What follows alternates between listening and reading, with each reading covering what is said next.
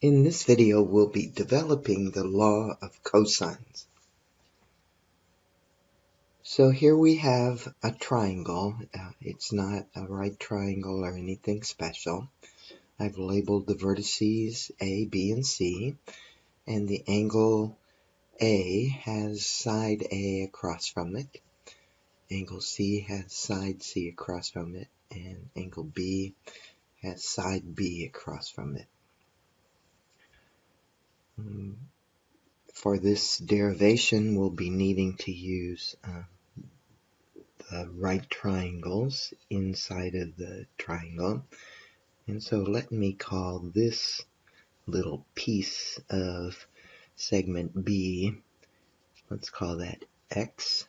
And then this one, this piece, will be side B minus X.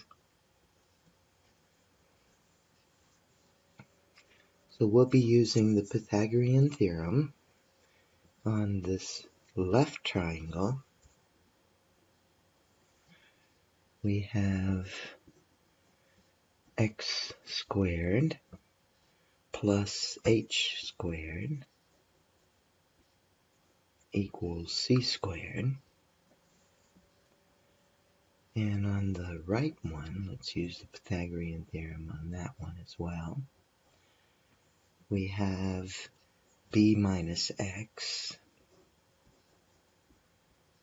squared plus h squared equals a squared. Now this one, let's make this h squared equals a squared minus b minus x squared.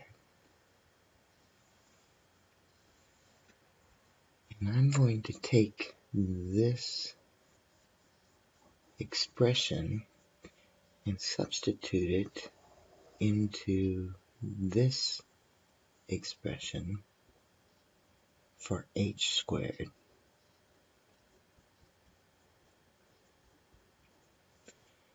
So we have x squared plus, and then instead of h squared, I have a squared minus b minus x squared equals c squared.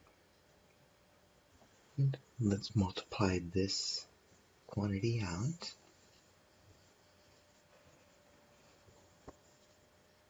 X squared plus a squared minus, I'll distribute my negative after I multiply this out.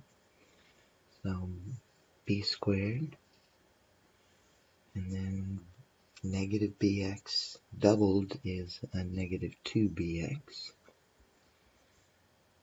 plus x squared equals c squared.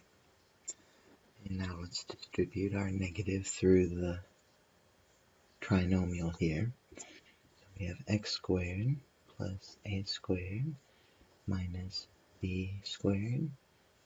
This will be plus 2bx minus x squared equals c squared. And let's see, these x squared terms will cancel. And I have a squared minus b squared plus 2bx equals c squared.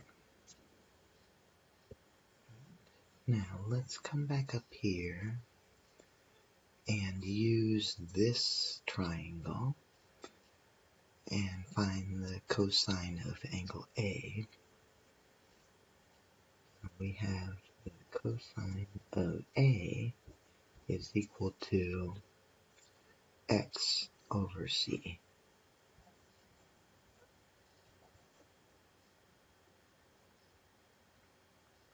That's side c. Alright, now I can get an expression for x that I can sub back in down here.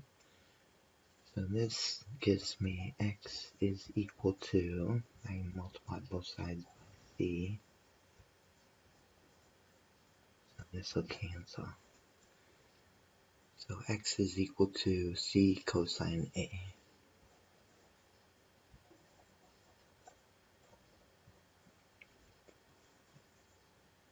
And let's sub that in for x right here. We have a squared minus b squared plus 2b times c cosine A, and that equals c squared.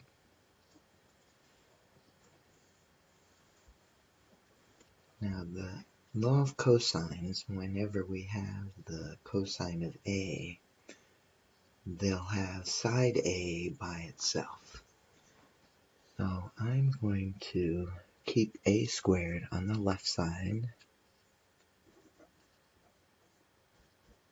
and then on the right side of my equation, I'll move the b squared to the right,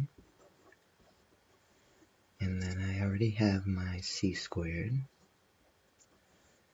And then if I move this to the right, it becomes minus 2bc cosine A.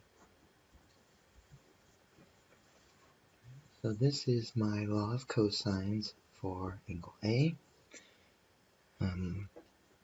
The same development will get you b squared equals a squared plus c squared minus 2ac cosine angle B, and c squared equals a squared b squared minus 2ab cosine angle C. This is my law of cosines.